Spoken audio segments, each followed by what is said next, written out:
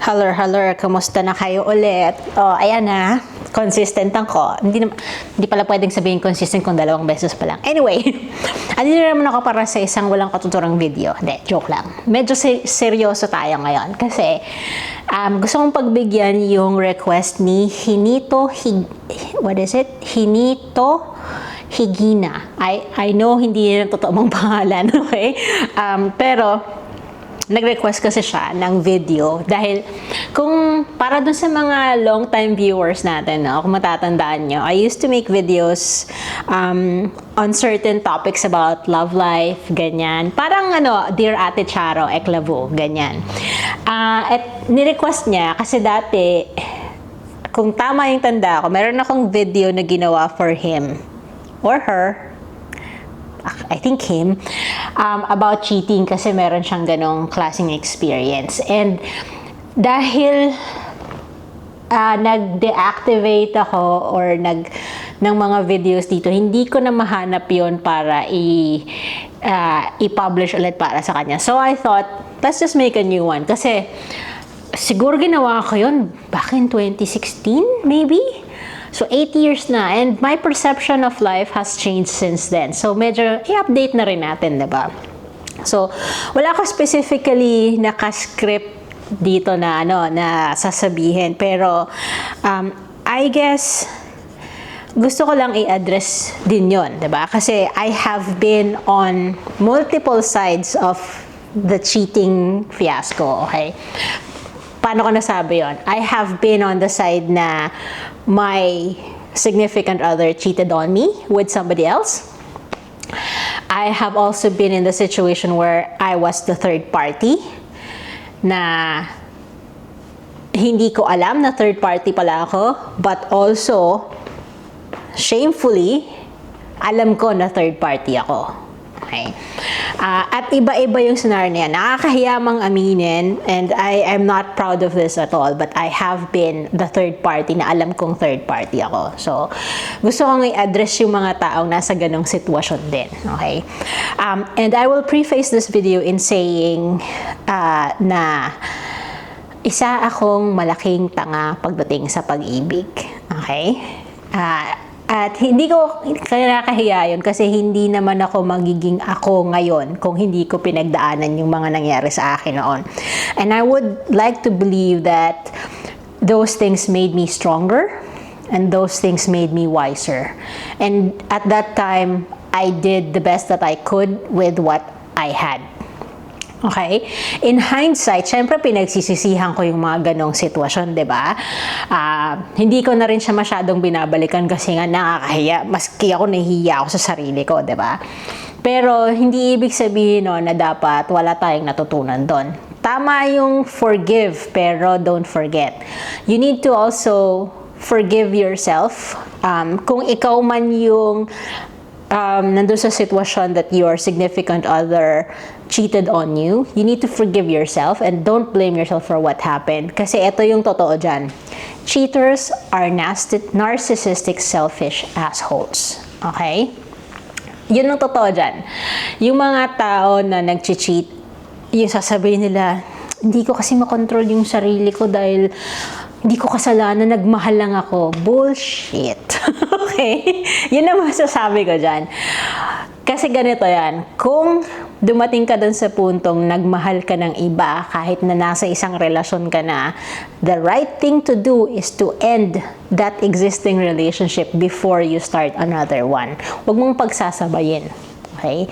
Dahil hindi excuse yun. Ang taong gumagawa nun ay yung taong takot na mawalan, na mabakante. Diba? Kung talagang mahal mo yung pangalawa, edi i-pursue mo yun, pero wag mong idamay yung una. Kasi hindi ka magmamahal ng pangalawa kung talagang mahal mo yung una. So the fact that you were attracted with somebody else, the fact that you fell in love with somebody else means that you no longer have the same feelings for that person. Ngayon madaling sabihin yan kapag ka boyfriend-girlfriend pa lang kayo. Pero pag mag-asawa na kayo, syempre ibang usapin yan, diba? Marami pang mga legalities na kailangan. Pero ang masasabi ko lang doon is break it off. it's very disrespectful to the other person kung niloloko nyo siya. Diba? And I've been in that situation, and I have also been in the situation where I was an instrument to somebody else's misery, and it's not fun. Okay? And it's not something that you can actually be proud of. Diba? Nakakahiya yun eh. Hindi ka dapat gumagawa ng bagay na ikakahiya mo. Diba? So, I'm sure noong mga panahon na yon na ako ay bulag, tanga, bingi dahil sa pag-ibig. Okay? I'm sure kung buhay ang tatay ko noon, hindi ko mahaharap yung tatay ko kasi mahihiya ako eh. And para naman dun sa mga tao na biktima ng mga taong manloloko, okay? Whether kayo yung niloloko or kayo yung third party na hindi nyo alam na meron palang first party, okay? Don't blame yourself and learn to forgive yourself for it. Oh, kasi hindi nyo kasalanan yon. Wala kayong kasalanan doon. Sasabihin nila, i-gaslight nila kayo, sasabihin nila na nagkulang ka kasi. Diba? Na parang kasalanan mo pa na nagloko sila. Don't buy that BS. Okay? Kasi kung sila ay matinong tao, dapat napag-usapan nyo yan. Dapat naayos habang maaga pa or naitigil habang maaga pa. Diba? Para hindi na nadagdagan ng sakit. Kasi honestly, yung sakit, hindi yan usually, or ito, speaking from my own experience, ito yung realization ko kasi in the number of situations that I've been in. It's not about dahil mahal na mahal ko tong tao na to, kaya ako nasaktan. It's more masakit sa pride ko. Kasi, ito, mataas yung tingin ko sa sarili ko, okay? I know my worth, I know my value, I know what I bring into the relationship. And for somebody to turn around and say na kulang ako, masakit yun para sa akin.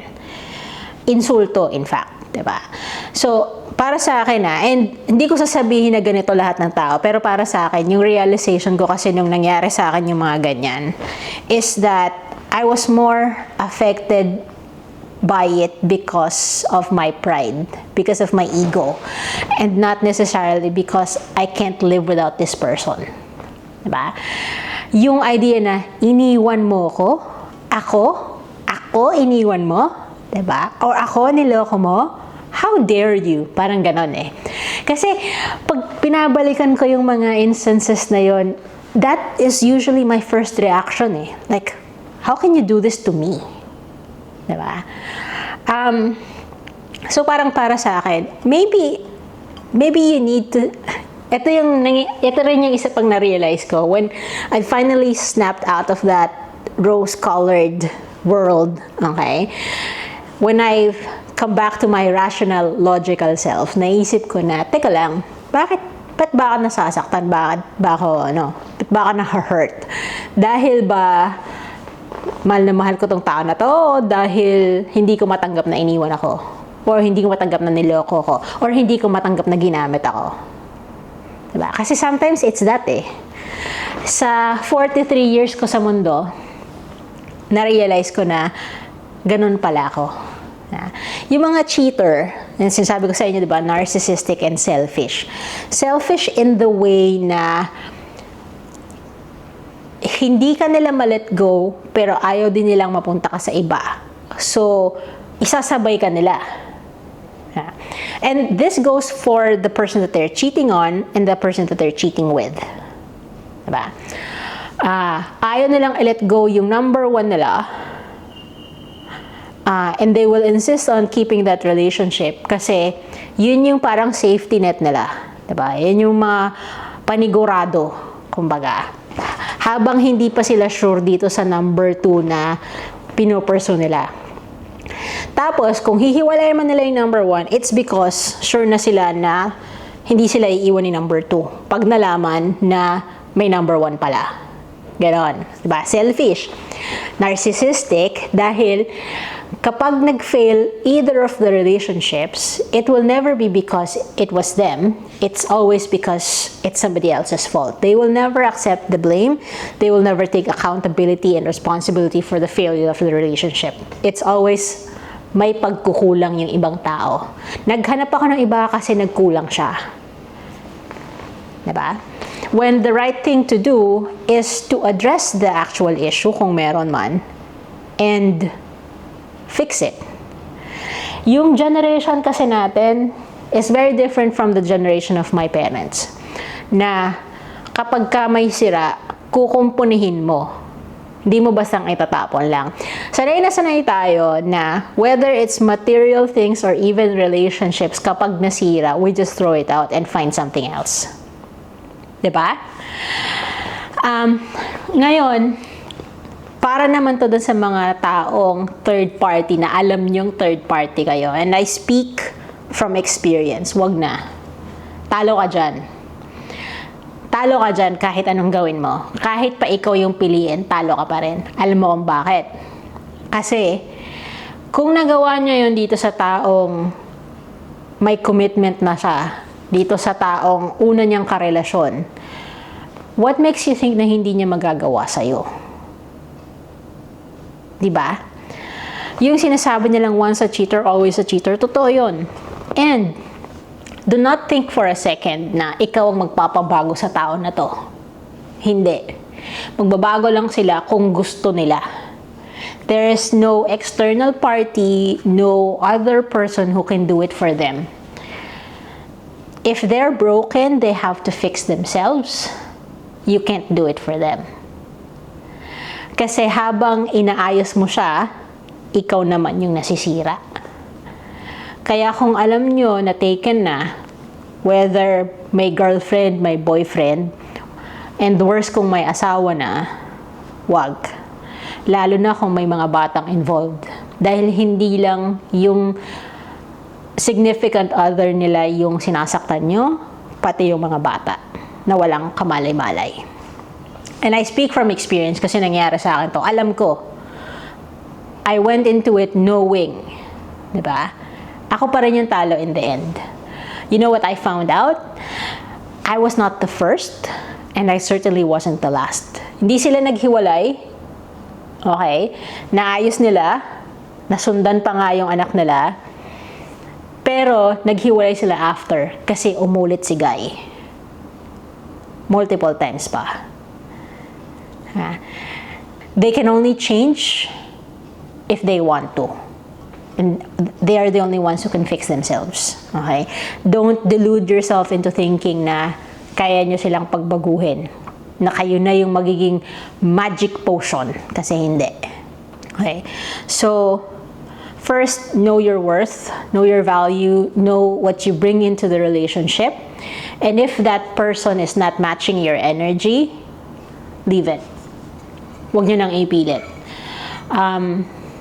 Kasi that will slowly chip away sa inyo na habang meron kayong ibang taong binubuo, kayo yung nasisira.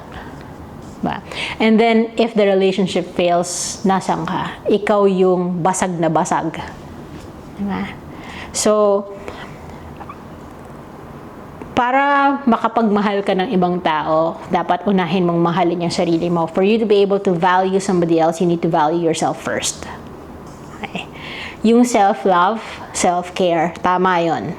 Unahin mo yung sarili mo. Hindi ka makakapag, you can't fill somebody else's cup if you are empty yourself. So, at mas maiiwasan mo yung mga taong toxic, mas maiiwasan mo yung mga taong nega sa buhay mo, mas maiiwasan mo yung mga cheaters kung alam mo yung value mo. And para doon naman sa mga tao na hindi nyo alam na third party pala kayo, pag nalaman nyo, stop. Okay? A lot of the times, mahirap kasi mahal na mahal nyo na, or you think mahal na mahal nyo na,